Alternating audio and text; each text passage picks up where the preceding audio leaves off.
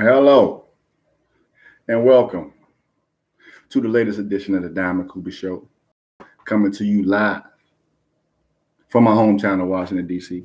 I'm your host, Diamond Cooper. That's me. How y'all doing? Y'all have a good weekend?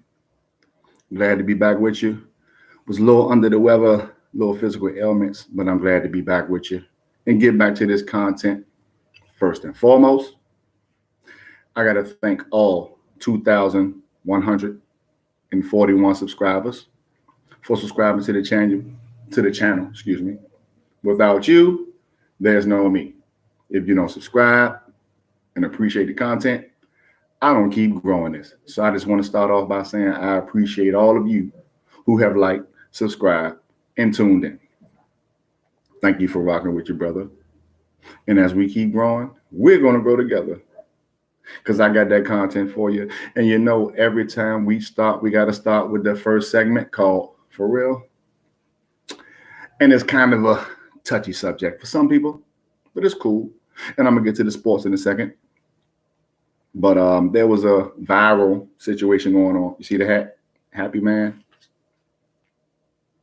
I'm a happy man. Y'all remember that old school song? Happy Man, happy man. You know, we can't really sing a whole lot of lyrics on here. We don't want to mess with the monetization, but I think y'all know what I'm talking about. But there was a young lady that went viral for complaining about a brother that sent her some lunch money. She was at work. She on the phone. She talks, hollered at him. I mean, you need some money for lunch. You know, she's working a 9 to 5, working the job. Probably trying to look out and send her a little something. She can go ahead and, get her a little lunch. She goes online and is very critical of the brother because he only sent her $30. Now, if you're working a 9 to 5, I know I work plenty of 9 to 5s coming up. I never spent $30 on lunch. Ever. Because the lunch break doesn't permit it. You have half an hour, depending on your job and your hours.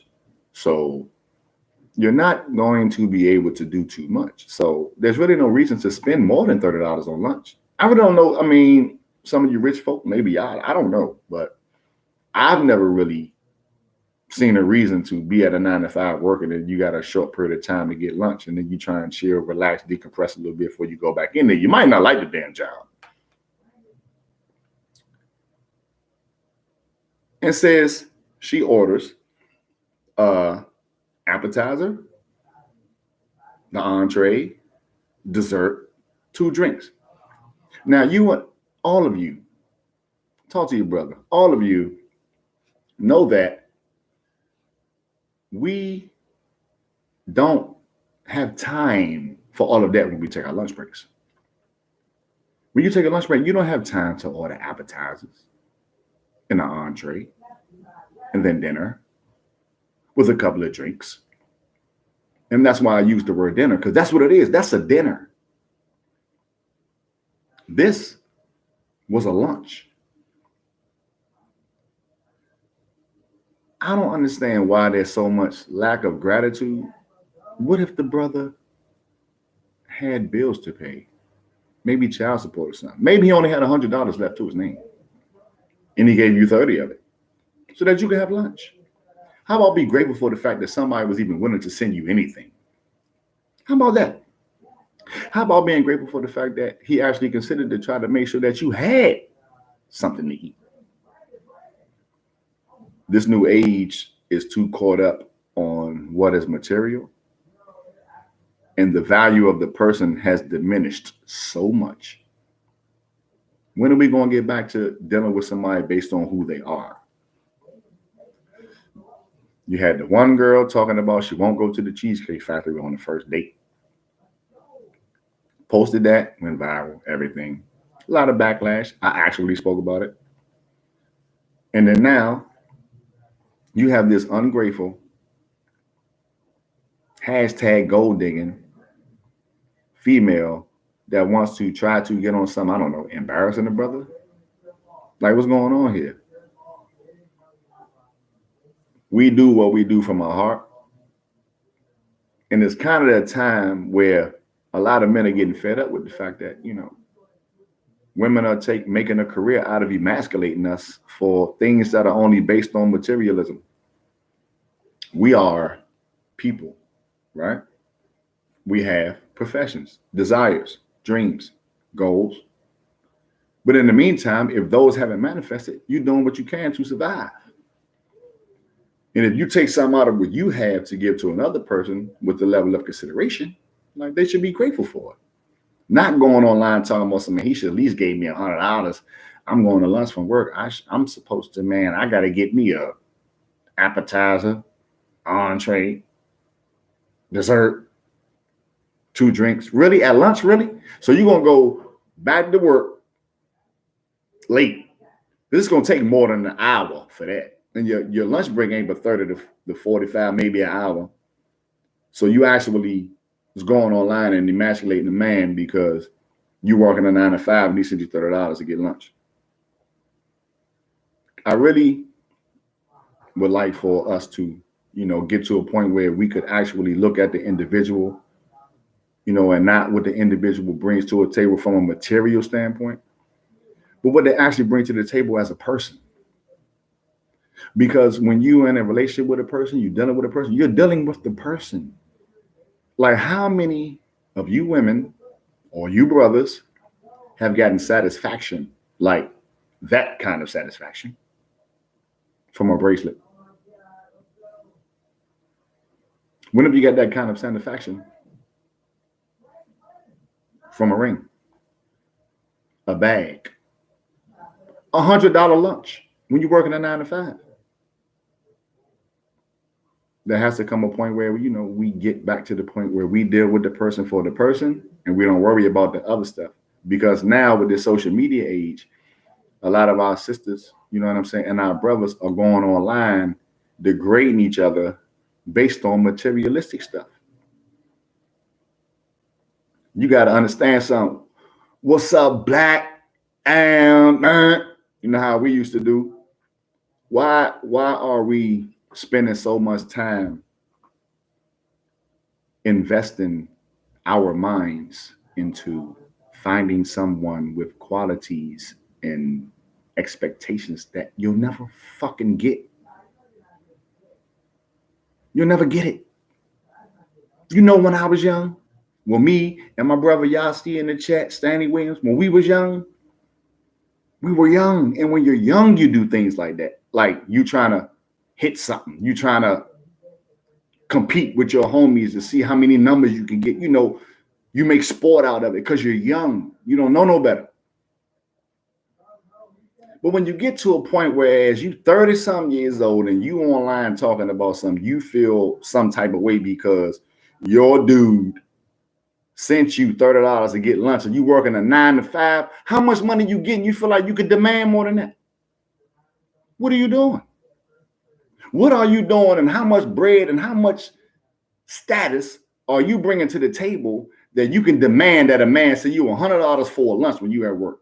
You sat online talking about something, you're going to order a whole meal like you at dinner on your lunch break. Sisters, we got to get it together. Sisters, we got to get it together. Do y'all know how many good brothers it is out here? Do y'all know how many good brothers y'all missing out on because y'all got all these wild ass expectations? Oh yeah, he got to have this amount of money, or he got to be driving this, or he got to have a house with this many bedrooms. And man, what the fuck are we talking about here? All y'all had grandmothers. Rest my grandmother's soul. Told me from the jump, if a female there for what you got, she ain't worth it. Told me from the jump, if you out there doing what you're doing and then she want to try and holler at you when you didn't have it, but then you got it, now she want to holler. Come on now. We got to do better. Stop allowing the freaking media to control your minds, my sisters and my brothers. You not gonna get all these old expectations you get in height, weight, ass, titties, jump, length, money, cars.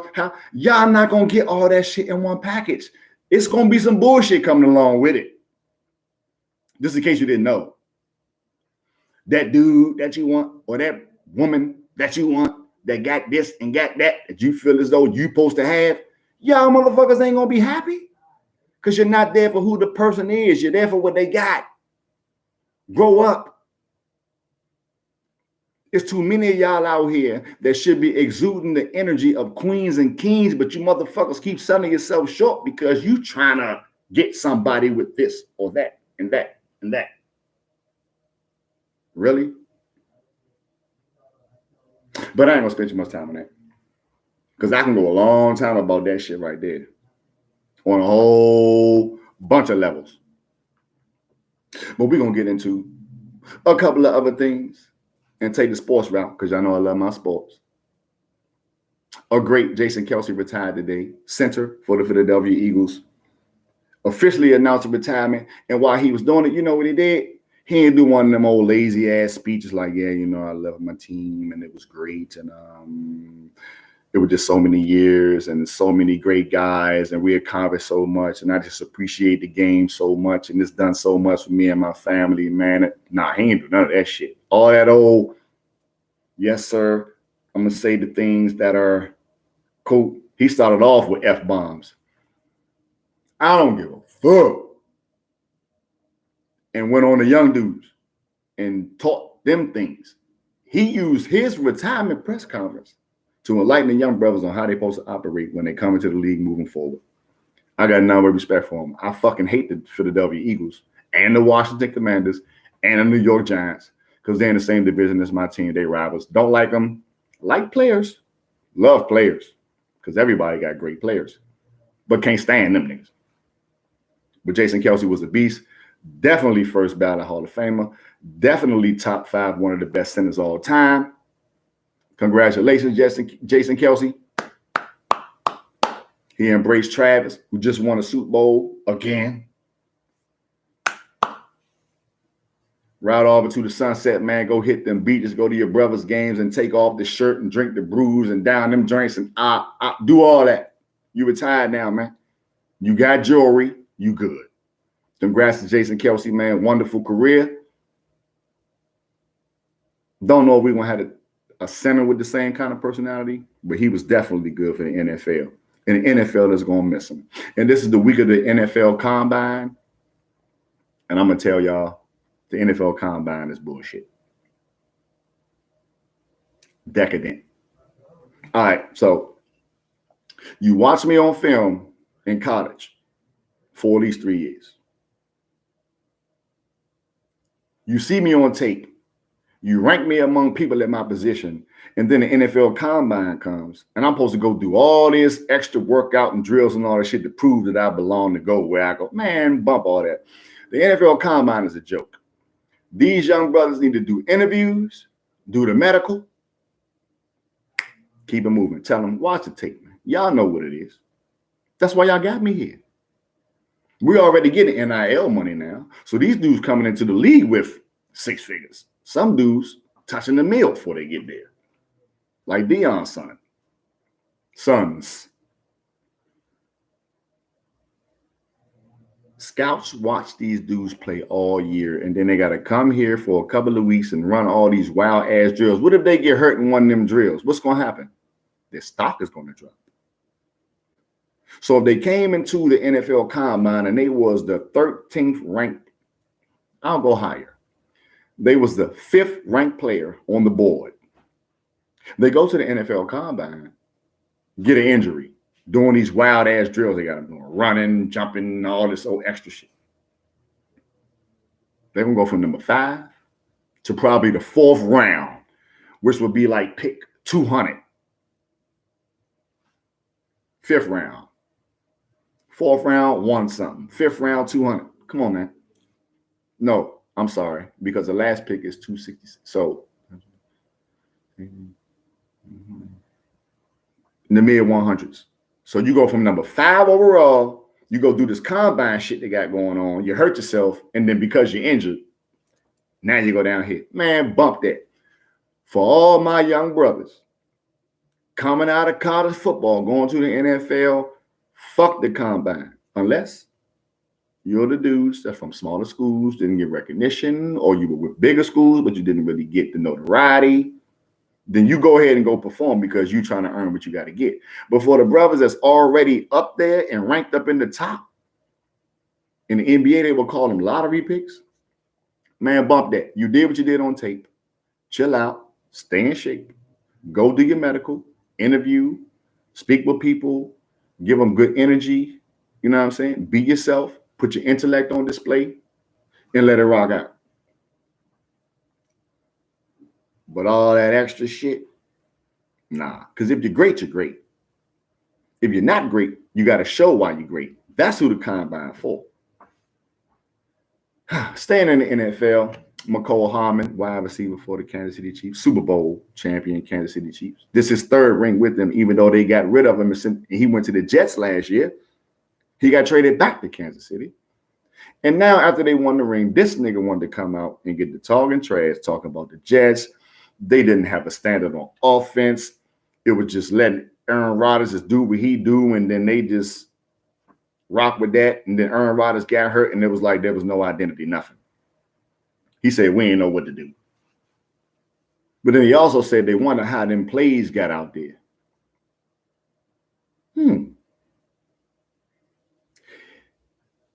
It's rumored that he leaked the game plan of the Jets to the Kansas City Chiefs.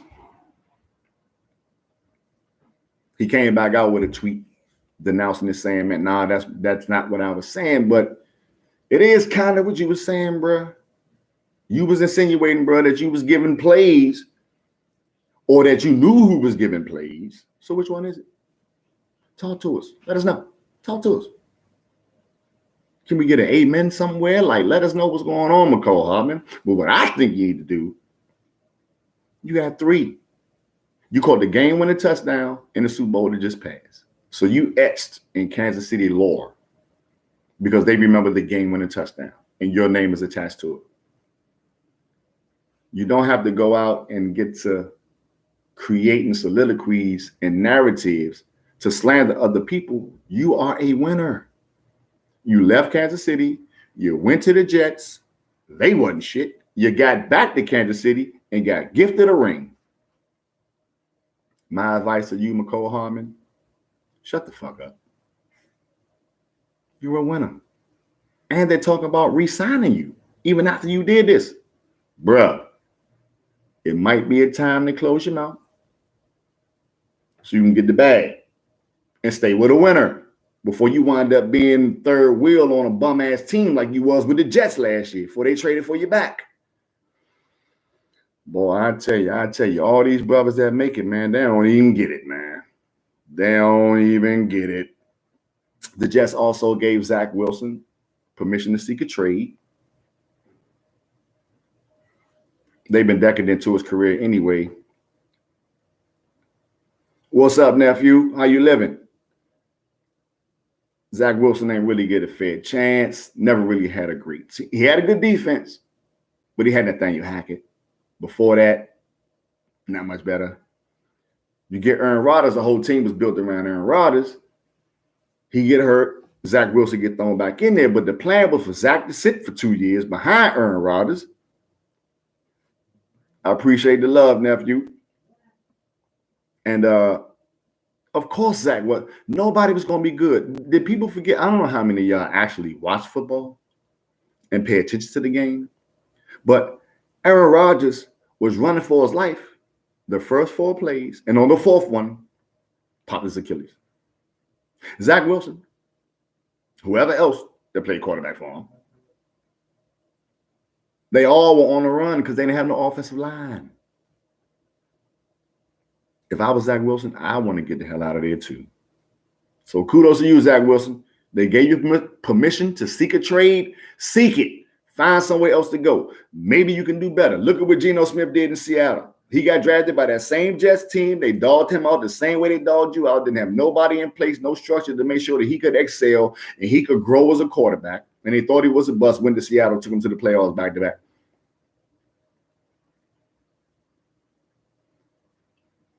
sometimes it's just over. Who fragile? You talking about Aaron Rodgers' nephew? Aaron Rodgers fragile? That was a Achilles jump. He did have the collarbone once. Aaron Rodgers missed a time for the collarbone. Then he had the thumb last year, so he was throwing with a bad thumb last year. So he has had some injuries though.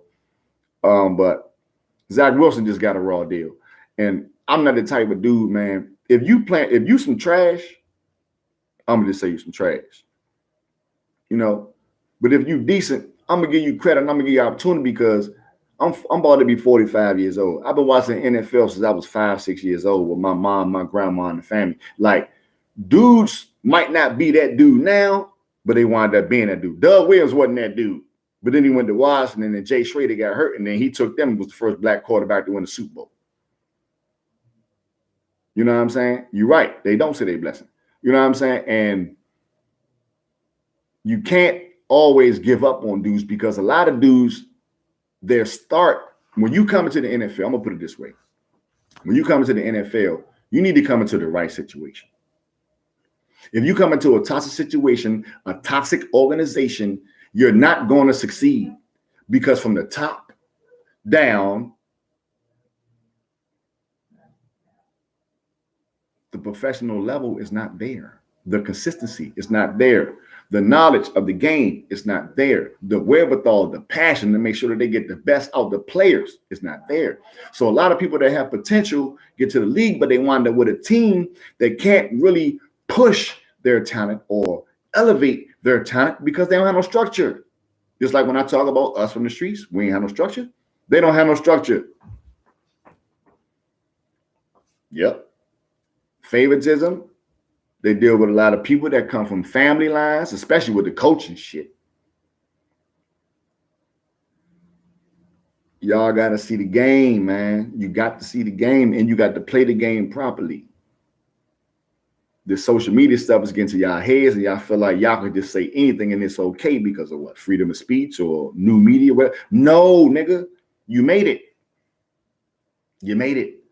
So have passion for the game. But on the flip side, we also got to not blame the players when they go to bad organizations. And the Jets have always been a bad organization. I would like to see Aaron Rodgers put the Jets back on the map next year and they actually be in contention because it's been so long since Rex Ryan. I mean, have the Jets beat New England since Rex Ryan? Did they get that last one? Yeah. New England won 15 straight. Like, come on, man. Moving right along. The brother Antonio Pierce used to be a linebacker for the New York Giants that finished the season, all about the money, that finished the season with the Las Vegas Raiders, got the head coaching job. Kudos, deserved it, from the area. But now it's like he got haters. Young, a lot of people say that people play the race card, right, in situations. But if you really pay attention, in some situations, it's kind of hard to deny. Who keeps? I thought I put this shit on silent. Somebody keep texting me. Don't text me no. I never hear these narratives for white coaches. On some real shit. I got white in my blood. I don't hate white people. You know what I'm saying? Like, I'm a brother. I was going to use another word. I'm a brother, right? But I got white in my blood, in my family. How the fuck y'all think I'm so light-skinned? So I don't hate them, but I know the country that I grew up in. I know the judicial system that I was dealing with. I know how the country was structured. I know how slavery is still in existence. It's just not in the manner that people believe it was because they don't realize they're still in slavery. I get all that. But to come out, man, and criticize the brother, talk about he don't know the Raider way. This man grew up in Compton, from California, and was a Raider fan. So he was a Raider fan before he even got to the damn NFL. He know the Raider way. He seen Jack Tatum and man, come on, man. Art Shell and Marcus Allen, Jim Plunkett, like all these dudes. So white guy, Michael Lombardi. And I'm actually a fan of Michael Lombardi because he know the game. He got a lot of knowledge. He was the GM with the Patriots when they won some Super Bowl. He definitely know the game, but sometimes that little Oh, he's not a part of the fraternity. He's not one of us. Comes into play. So I'm not playing no fucking race card. I don't care nothing about that shit. I don't believe it's a fucking such thing as race, to be honest with you. You know what I'm saying? I don't believe in color. Just look at it. The definition of color is the semblance or appearance of something, meaning it's not real. So I don't do all that, I'm colored. No, I'm black. I'm red. I don't do none of that shit. I don't associate myself with no slave names at all. But every now and again, somebody just comes out and they make statements. And when you look at it and you question the validity of their statement, it could be nothing but race. Because there's so many white guys that got coaching positions in the NFL who didn't meet the qualifications. So I don't want to hear that shit. Antonio Pierce, I'm not a Raider fan. And if you play the Cowboys, I want you to lose. But if you don't play the Cowboys, I want you to succeed every freaking game, even against Patrick Mahomes, even though I know you're probably going to lose. But you actually beat them this year and played them good, even when you had Derek Carr. But I'm just saying, never will be a fan. My mom, that's like one of her earliest, other teams that she liked back in the days. Because you got to remember, I don't know about y'all, man. Y'all dudes probably learned about sports from y'all dad. I learned from my mom, so. Me and dad, we got cool later in my life, man, rest of soul. You know what I'm saying? But mom's was the one that had me like, pay attention. I'm writing stats and all that for Troy Aikman, Emmitt Smith, Irvin, and all these dudes when I was a kid, writing down scores and all that. Man, one day maybe I have my mom. I don't know. She might not want to come on my show, but if she do, she'll tell y'all. I live this shit. I breathe this shit. And you can't tell nobody down on the Raider way. He was on the Raiders from 98 to 2006, though. I will give him that. So he was there in 2002 when they lost the Super Bowl to the Tampa Bay Buccaneers. So he was there, and he has been a part of winning franchises. So I'm not taking nothing away from his credibility. Hey, black man, them Cowboys, man, they got to win, man. I don't even really be rooting them. They got to win. That's my mom. But they gotta win, man. Niggas, we've had too many good teams, man. I keep losing like this. These niggas, Dak Prescott needs to stop throwing on them goddamn picks. But I wish Antonio Pierce the best, and I'm rooting for you from afar. Even though I would never root for the Raiders, I would never root for any NFL team that don't have a star on it. But I'm rooting for you, Antonio Pierce, because they giving all these white coaches opportunities because of who their family members was or because of what tree they came from. And you was in the trenches. You, Gerard Mayo in New England, Raheem Morris is in Atlanta now. I want y'all to succeed, man. I'm rooting for y'all, man. Because they try to say you race baiting or you play the race card when you point out what's really going on. But the only time that this hate shit come out or this underqualified shit come out and all that is when it's a black coach. Look what happened to Eric Bieniemy. 5 straight AFC championship games with the Kansas City Chiefs and went to try to get a job. He wound up having to be the offensive coordinator for the Washington Commanders. I'm sorry, y'all. I'm sorry. It just still tickles me to say Commanders. I'm sorry, y'all, man. They ain't commanding shit. You know what I'm saying? Woo! Lord have mercy, man. I tell you. But look at him. Guess what happened to Eric Bieniemy? For y'all who don't know. Now he's an offensive coordinator, assistant head coach at UCLA. So this brother that worked with Patrick Mahomes, yeah, I know a lot of people still call him Skins because nephew. Man, this brother helped mold Patrick Mahomes, the baddest mofo we've seen at the quarterback position since Aaron Rodgers. We know Tom Brady the GOAT, but Tom Brady didn't have the talent as Aaron Rodgers. But now this dude come, and Eric Bieniemy has a hands-on approach in helping develop the best quarterback in the NFL, and he can't get a job. I don't know what world we living in, whereas we could just be like, Kevin O'Connell, Minnesota Vikings. Never called an offensive play. Got a head coaching job. Matt Nagy was there with Eric Bieniemy and Andy Reid in Kansas City. Never called a play. Got the head coaching job with the Chicago Bears. Mike McDaniel, Miami Dolphins head coach. Sean McVay called the plays. He got a head coaching job.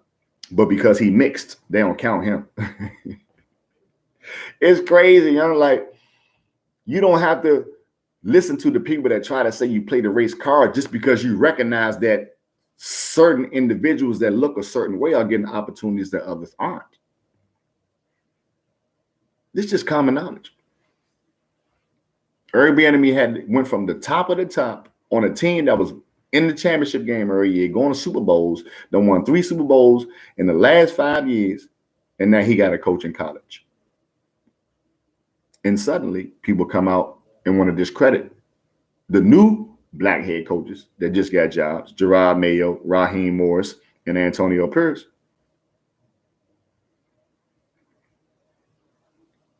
I don't know. Maybe logic doesn't mean anything to them. And I can guarantee you it really don't, because they caring about that motherfucking money. Because you got to think, they bringing in $300 million per team a year. Some of y'all out there, if y'all was getting $300 million, y'all probably wouldn't care either. I get it. But if I'm getting $300 million a year and I'm running a franchise, I want these dudes to win. So if I see a brother over here, I don't care if he's purple, green. If it's a goddamn Mars Attacks looking dude over here working with this team and he helped this dude become the great thing, I want you to come teach this young quarterback I got over here. Come on over here. Come on. What you want? 9-10 million a year? Come on over here. Come on over here. Look, I need you to help develop this young dude right here, man. I seen what you did with Shawty. Excuse my French, y'all. I'm speaking a little fast. I see what you did with Shawty over there.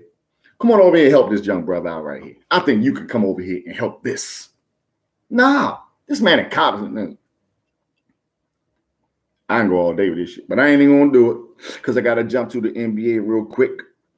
The playoff push is coming, All-Star over with, and now it's time for you to pay attention to your team, where they at in the standings, what their playoff position look like. I know a lot of y'all are from my hometown, Washington, D.C., so some of y'all like the Wizards. Sorry to hear that. Everybody who like other teams, we're getting into it. But I got to start with my mob, which has been that coasting. My mob, you know what? The Lakers are doing exactly what the Miami Heat been doing for the past 2-3 years. Coast through the season. After All-Star break, turn it up a little bit.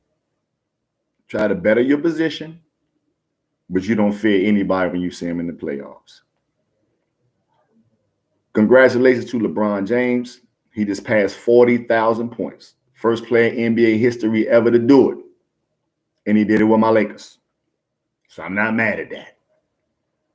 It came in a losing effort to the Denver Nuggets. We lost 124-114. However, 7-4 the last 11 games. Anthony Davis is balling out of control.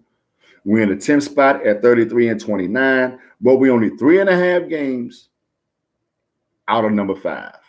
So it's still a possibility. 33-29 at 62. We got 20 games left. I believe that 10-5 or 11-4. Oh, I'm tripping. 15-5 or 14-6 down the stretch. I think we can catch up with them in front of us because we get to play them as well. Those are the games we have to win. But the West is crazy. The East, Boston is looking amazing. They just beat Golden State by 50. 50. Third time Boston beat somebody by 50 this year. Good. Googly moogly. Hit you when I'm done? All right, bro. Man. beating the people 140 to 88. They was up 82 to 38 at halftime. Boston looking like a machine in that East. They 8.5 games up on the second place Milwaukee Bucks. Number 3, Cleveland Cavaliers, New York Knicks. Oh, I'm sorry. I didn't give you the record. Boston is 48-12. Best record in the NBA. OKC, number 1 in the West, 42-18, which is 6 games back. So Boston is 6 games better than anybody in the NBA. Jason Tatum got my vote for MVP.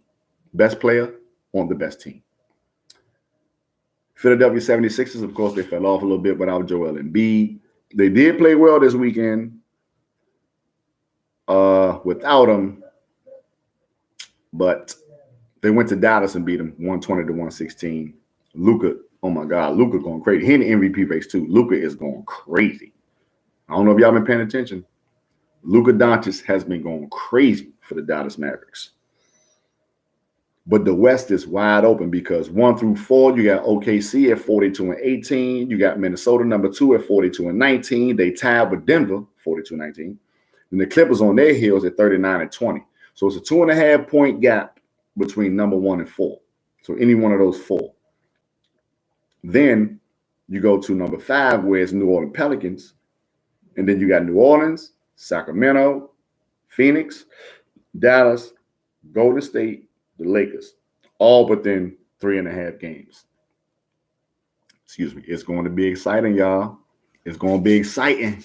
These games going to be intense. We about to start seeing some playoff basketball, but that energy, it's intense. I like it when it's close. When people already got their position set and all that, they try to, they don't really play hard. And then if some people, I'm going to tell you like this.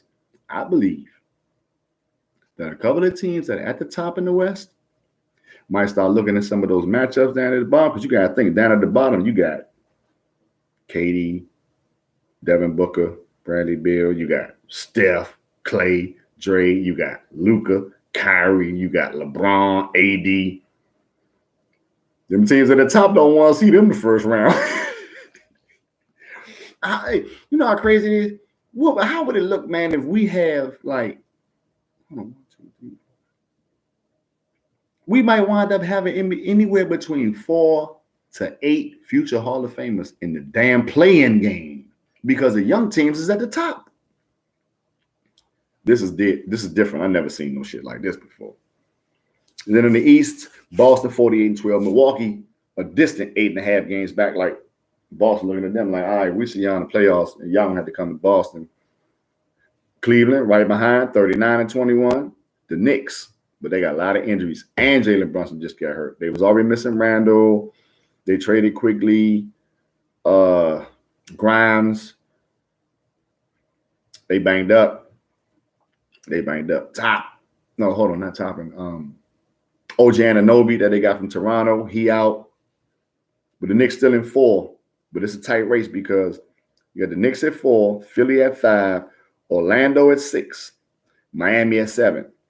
All of them separated by 1.5 games. Then at 8, you have Indiana. You got to watch out for them.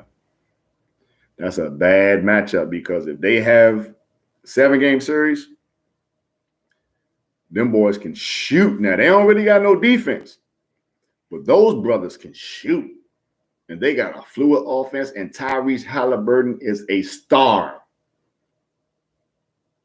If you have not watched the Indiana Pacers, whenever you check out the TV and you see the Indiana Pacers playing somebody, I know it's not Reggie Miller and Mark Jackson and Rick Smith and Jalen Rose and all them and the Davis brothers, but Tyrese Halliburton is about to put Indiana back on the map. Trust me, they don't play on defense. But watching them play, beautiful, magical to watch. Shea Gilgeous-Alexander, Oklahoma City Thunder, magical to watch. Magical.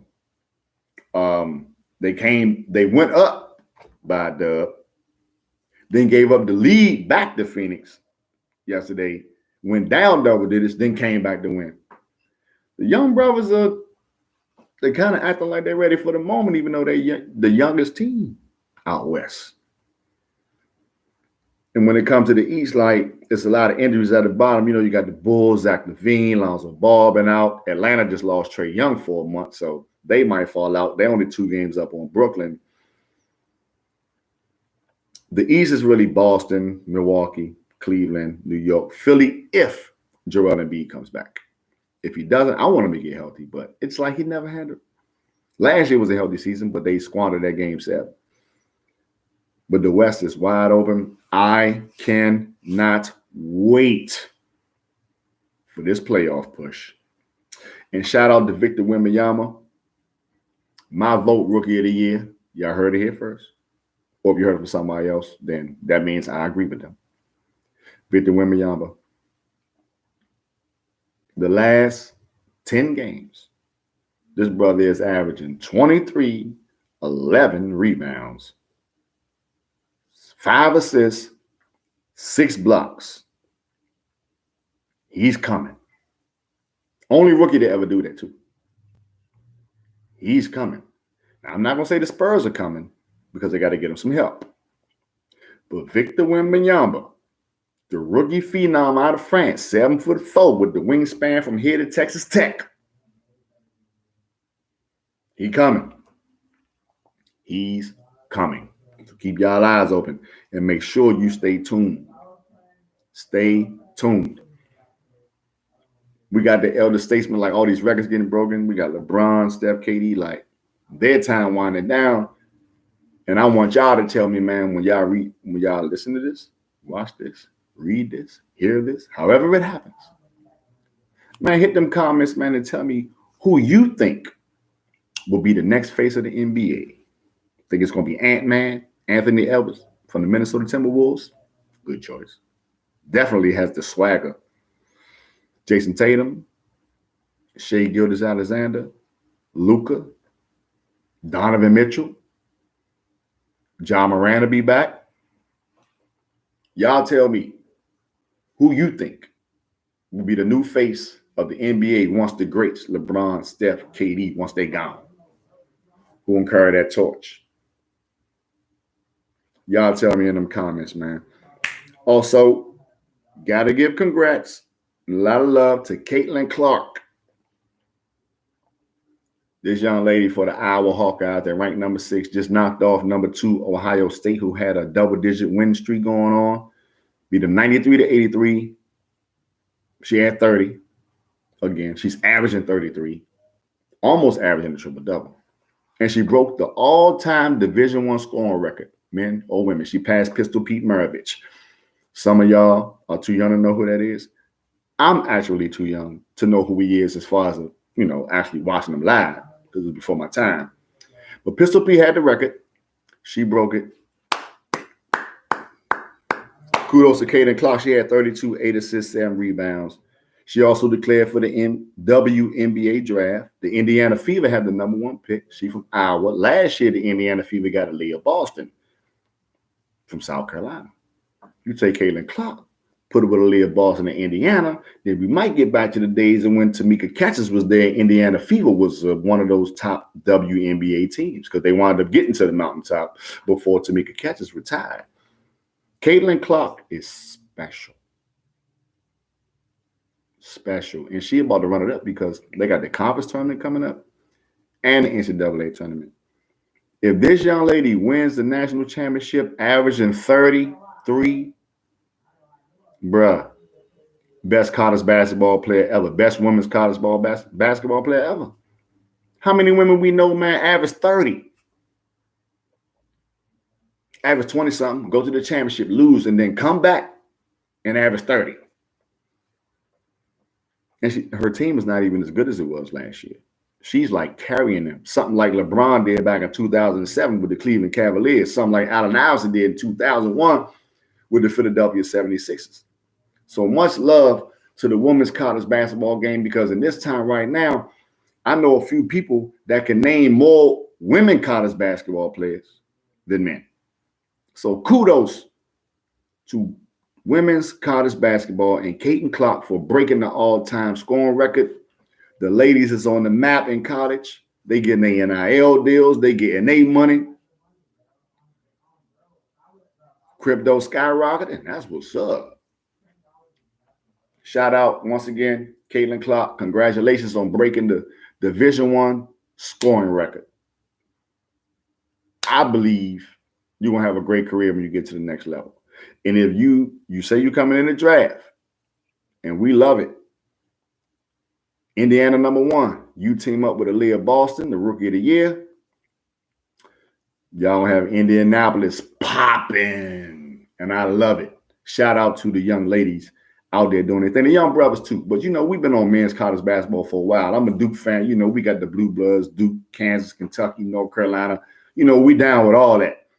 But we got to give kudos to the evolution of the women's game, man. As far as the college level and the pro level, I'm glad that they're talents because they're not playing above the rim. So you actually, when you watch women's basketball, you're actually seeing like the game being played with all strategy because the athleticism isn't there. And it's a beautiful thing when you really love the game. So shout out her, Angel Reese, the young girl from USC, I'm not going to say it because I don't want to butcher her name, but the young girl from USC. She just got there, though. Shout out. Keep it up. Before I get up out of here, just want to drop a note. Mike Evans signed a 2-year, $52 million deal today to remain with the Tampa Bay Buccaneers. And it is believed that Baker Mayfield will resign, so they will reunite after making the playoffs and keep that core together in Tampa Bay. Try to build on it. Much love for Todd Bowles, taking over that job at the Bruce Arians after Tom Brady left and they won a Super Bowl, and having a struggling season, up and down season, injuries here and there across the line, offense and defense. Still got them to the playoffs, and they made a good showing when they got to the playoffs. Kudos, Mike Evans, you deserve it. Only player in NFL history, first 10 years, 1,000 yards every year. And he had some bum quarterbacks too before Tom Brady got there. Just saying, before Jameis Winston threw 30 picks one year.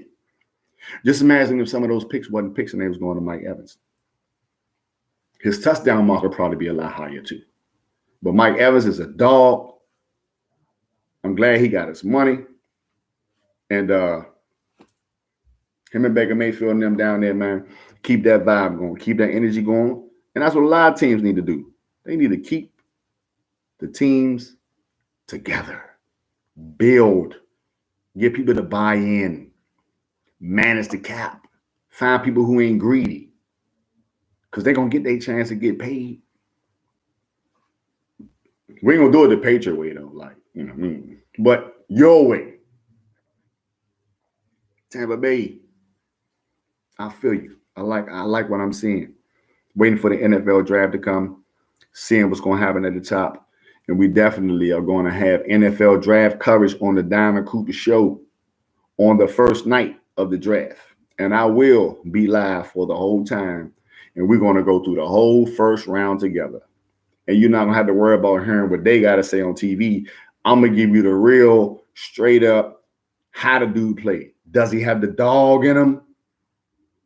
Or is he a poodle?